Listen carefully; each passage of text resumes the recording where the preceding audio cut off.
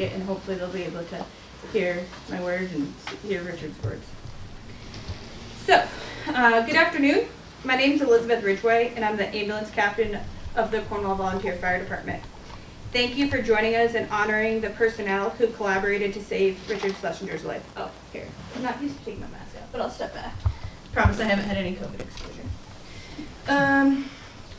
I will begin by recounting the events surrounding the resuscitation. Richard will speak. Anyone else who would like to speak is welcome to come up and speak.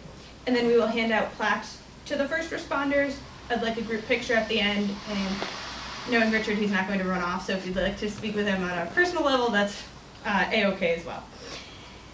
The best way I can highlight the accomplishments of the rescue is through the numbers and the story behind the numbers. The first number I'm going to highlight is 19. 19 represents the number of first responders who collaborated to save Richard's life. And by the way, as you can see, Richard is here in front of me. These individuals are from Litchfield County Dispatch, Connecticut State Police, the Cornwall Volunteer Fire Department, and Northern Dutchess Paramedics. The outcome was amazing, and none of the crew knew this as they proceeded towards the scene and worked on this case. The responders come from a variety of backgrounds and include retirees, a farmer, dispatchers, an insurance executive, troopers, landscapers, a DOT crew chief, a professional paramedic, a music recording professional, a transfer station attendant, a professional EMT, who just passed her paramedic test, congratulations, and a nonprofit, and that's just elaborating on their professions. These responders set themselves up for a lifestyle as they were able to spend a Saturday morning in the middle of summer assisting someone in a crucial time of need. Emergencies do not follow a schedule. 150. 150 represents the number of hours to complete an emergency medical technician course in Connecticut. There were 8 EMTs, 1 paramedic, and 1 emergency medical responder on scene. In EMT training hours alone, this crew easily surpassed 1,000. Accounting for additional training, the crew easily spent the equivalent of 2 months preparing to assist a patient in their time of need. This is in addition to the training hours needing to become a dispatcher, a paramedic, and a trooper. Fire police, for that matter, too. 1141. 1141 is the time on July 17, 2001, that the CVFD, NDP, and CSP were dispatched by LCD to the area of 37 Cogswell Road for a male in cardiac arrest. 3. 3 is the number of dispatchers who worked to coordinate this call. There were multiple 911 calls, with numerous bystanders recognizing the need to activate emergency services, including an Apple Watch notification from the scene. Out of curiosity, Lauren, how many dispatchers are typically on, like on a Saturday morning? Usually about 5. 5, okay. So that's 60% of LCD's resources we're focusing on this call. Pretty impressive. Dispatchers communicated with the civilians to determine what had transpired. It was immediately known that the cardiac arrest was unwitnessed, but the bystander had started CPR. While communicating with the bystanders, the LCD dispatcher, specifically Dispatcher Hafey, who's here today, also provided updates to the responders. As I will elaborate as the presentation continues, LCD's role was not over yet. 320. 320 is the approximate mileage from Cogswell Road to Silver Spring, Maryland. I do not state this as a fact to plan a road trip. I state this because Elizabeth Jacobson, a physical therapist, was on vacation touring New England from Silver Spring, Maryland. She had stopped at the historic covered bridge in West Cornwall.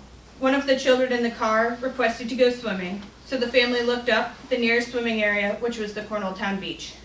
The direct path from the covered bridge to the beach travels over Cogswell Road, and it was the Jacobsons who found Richard and were the first to call 911 and start CPR. 0.8. 0.8 is the mileage from Cornwall Consolidated School, right across the street, to the scene on Cogswell Road. This distance is significant because Trooper First Class Roy Dungan was parked at the school, prepared to respond to any emergency. It should be noted that troopers in this area cover Sharon, Goshen, and Cornwall, so the fact that Trooper Dungan was stationed so close to where Richard collapsed is amazing. As Trooper Dungan arrived, he assisted Elizabeth the bystander by providing ventilation using a bag valve mask issued by CSP. 4.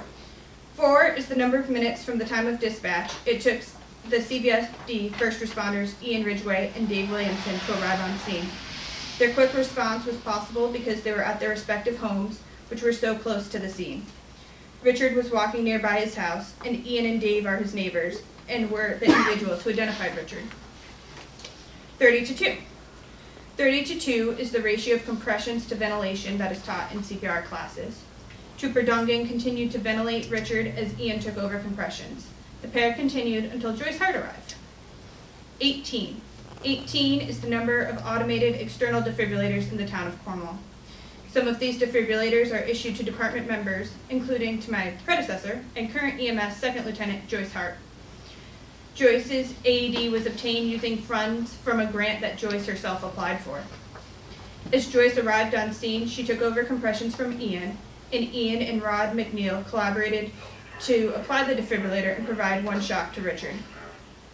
297.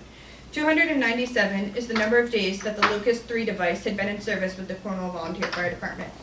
Joyce put many hours into acquiring the device for the department. The Lucas 3 is the state-of-the-art device that can perform mechanical compressions in lieu of manual compressions. The high temperature on that date here in Cornwall was 89 degrees, so having a machine be able to perform the compressions helped the crew render excellent care to Richard. 0. 0 is the number of cars that were allowed to use this portion of Cogswell Road during Richard's emergency. A robust response of 16 personnel means that personnel were performing different tasks and not everyone was hands-on in the resuscitation. However, it takes a team effort, and it is important to have personnel to perform other key measures such as getting equipment and the stretcher from the Cornwall ambulance, assisting NDP with bringing their equipment to Richard's side, shutting down the road to ensure the safety of everyone involved, determine the name and phone number of the bystanders, and calling Richard's partner John to calmly alert him of the situation. 13. 13 is the number of minutes that it took Northern Dutchess paramedics to respond to Cogswell Road because they were returning from an intra-facility transfer. If the crew was coming from their station in Millerton, it would have taken them approximately 27 minutes to arrive on scene. As NDP arrived on scene, the basic life support crew had defibrillated Richard for the second time, and Richard had regained a pulse. Paramedic Jocko requested LifeStar to land at Sharon Hospital. 9.7. 9.7 is the number of miles from 37 Cogswell Road to Sharon Hospital. Choosing the landing zone of Sharon Hospital was a wise decision because it ensured that Richard would be receiving a higher level of care upon arrival at the landing zone. Flight times for LifeStar varied. The goal of pre-hospital care is to get the patient to the appropriate level of care in the shortest period of time while administering excellent care. While en route to the hospital, the crew needed to coordinate with dispatcher Hafey to determine whether the ambulance or helicopter would arrive first. As if the ambulance arrived first, they would go into the emergency department, but if the helicopter arrived first, they would head straight to the landing zone. In this scenario, the helicopter landed first. As the crew in the front was paying attention to getting to their destination safely, the crew in the back was working to perform advanced cardiac life support interventions, such as administering life-stabilizing medications and monitoring Richard's electrocardiogram. 34. 34 is the number of minutes that it took LifeStar to fly from their base to Sharon Hospital. It was important to get Richard to a high level of care. The quickest way to do so was via helicopter. LifeStar was contacted by LCD supervisor Tom Kenny. As the crew on the ground continued to render life-stabilizing care to Richard, LCD communicated with the LifeStar dispatchers to convey updates to the crew. In addition to the ability to get Richard to Hartford Hospital in a very prompt fashion, they were able to provide advanced interventions to Richard. 3. 3 is the TV channel that interviewed some of the crew to highlight the crew's accomplishments. The interview and story will air on the Better Connecticut segment on a date in the future. I will be sure to keep everyone up to date as we hear the air date. 39 and 29. We've held CPR classes here at the firehouse, and a total of 39 individuals attended the first two classes. We have 29 individuals signed up for the second 2 classes. If you're doing the math, you'll realize there are 11 spots open. Please spread the word and have anyone who is interested contact me. To the 19 responders who participated in Richard's emergency, thank you for your efforts. Whether you were trying to be an influencer or not, you are influencing Cornwall to be a better and safer place. 10% represents the percentage of patients who were discharged from the hospital after suffering a sudden cardiac arrest. However, many of these patients will have neurological deficits. Patients are at risk for having neurological deficits as the result of not getting oxygen to the brain. Ultimately, positive outcomes are dependent on certain key features, including prompt bystander CPR, initial shockable rhythm by the AED, prompt availability of an AED, a return of spontaneous circulation in less than 25 minutes, and advanced cardiac life support interventions in the pre-hospital setting. The 19 first responders were able to give Richard an excellent chance at survival. As we look at Richard today and see him with John, or perhaps walking his dogs Gus or Cyrus, it is apparent that against the odds, the efforts of everyone were incredibly effective. Thank you. So at this time, I would like to have Richard share some words. Thank you very much.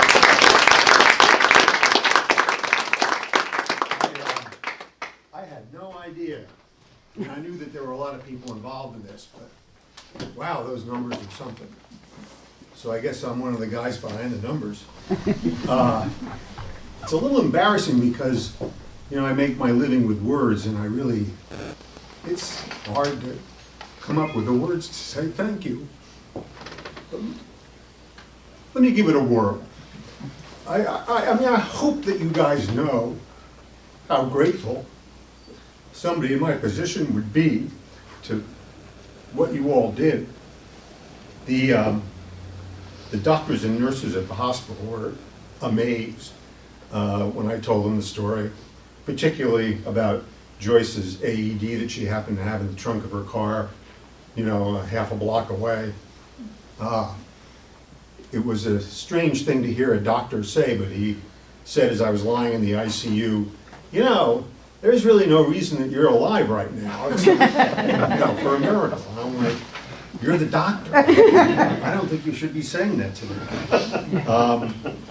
But it really speaks to what an incredible effort this was, and how incredibly grateful I need to be, and I need to find the words to tell you that. I was having dinner a couple of nights ago. John and I were having dinner with Diane, Phoebe, and Mickey.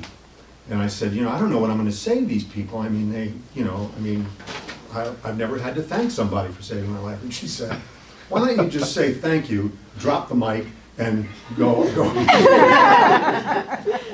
I really can't do that, tempting as it might be. So I thought, what's really important might not be how I feel about what you do, but how you should feel about what you do, and how I hope you feel about what you do all the time.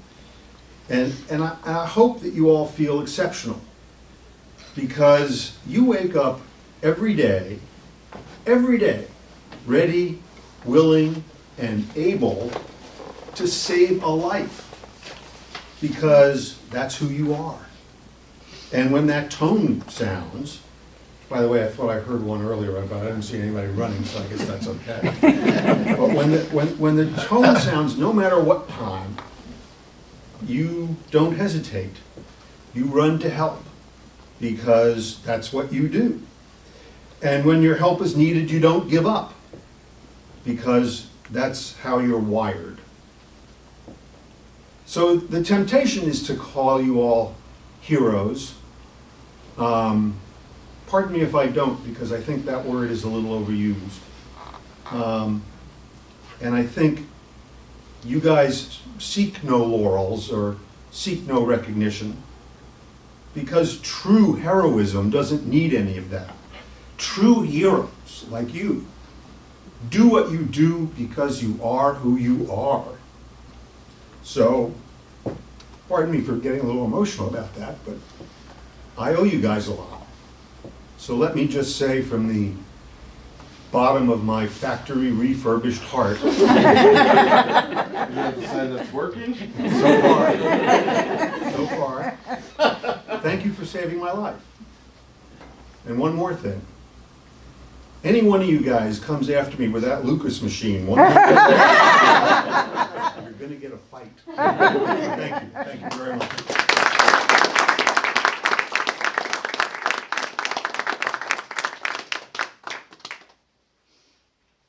Would anyone else like to have any words they'd like to share? All right, no worries, I didn't expect anyone to. At this point then, I'll ask Richard to join me as we hand out plaques to recognize the crew members. Not everyone was able to make it, and to get 19 people together is probably impossible. So what I'll do is I'll recognize the individuals by group. So we'll start with LCD, so we'll go in the order of intervention. So Lauren, if you'd like to come up. So this is Dispatcher Lauren Hagee. Thank you very much.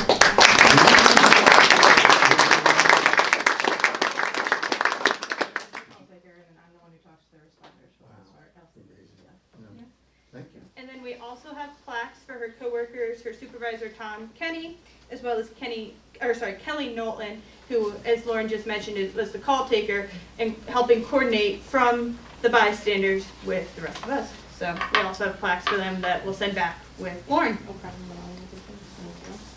So give them a round.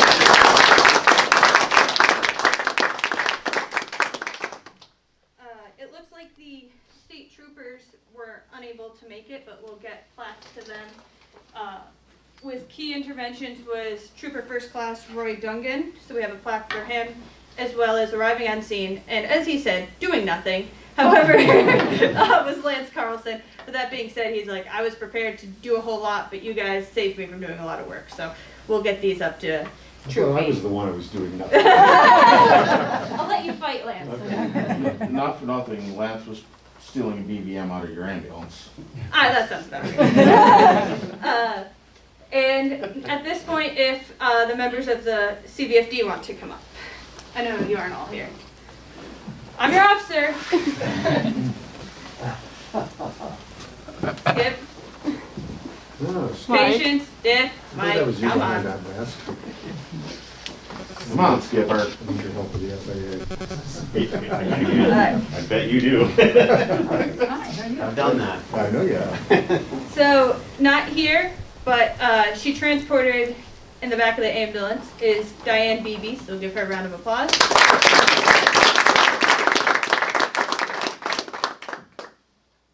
Very hesitant to accept any recognition, Mike Carano.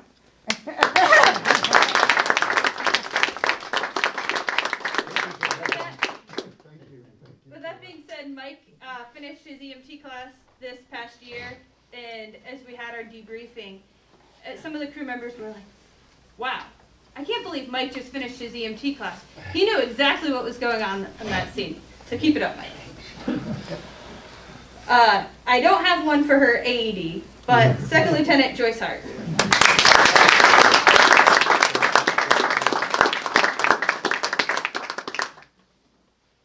The driver of the ambulance, Skip Kosciuszko.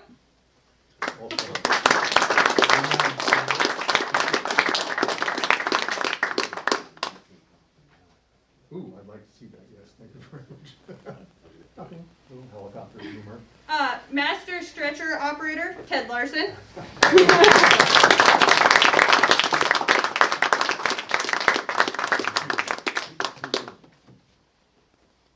With excellent work on ventilating the patient's Lindholm.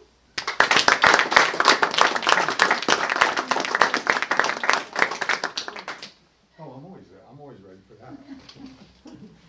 Burger night. Incredibly humble, and he told me not to get him a plaque, is Rod McNeil, who's not here, but we'll be sure to get him his plaque.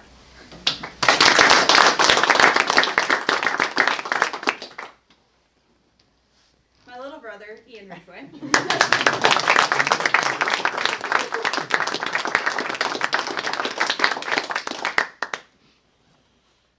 Excellent at making sure the road was shut down and there was good scene safety, Dick Sears.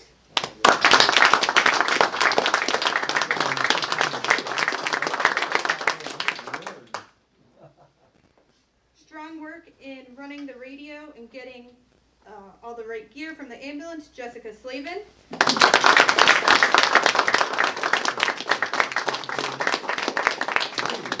What's that? You did? We'll talk later. She attached me to the Lucas. I brought it. She also just passed her EMT practical, so.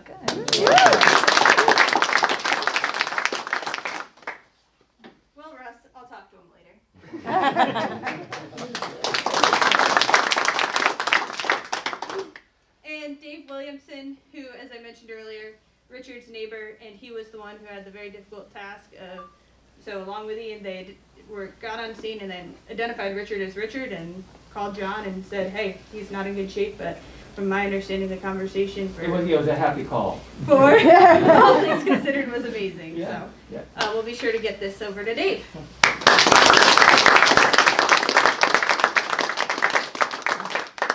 So I know some of them have sat down, but here's a handful of your C50 crew who worked so hard.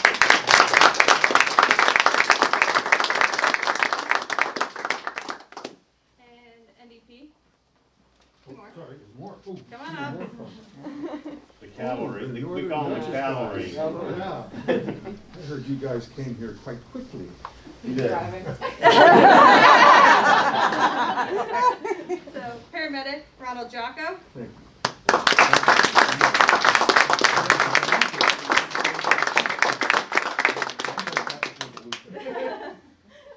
And then Lauren also transported with them to Sharon Hospital and Lauren Martin.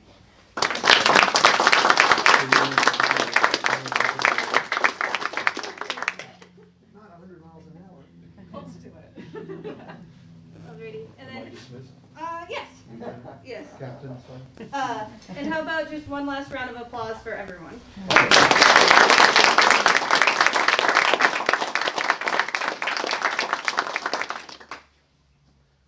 Thank you to Richard for being so transparent with your story and for being willing to speak today. It is special to have such a wonderful follow-up, and I know this day will stick with everyone here for many, many years to come.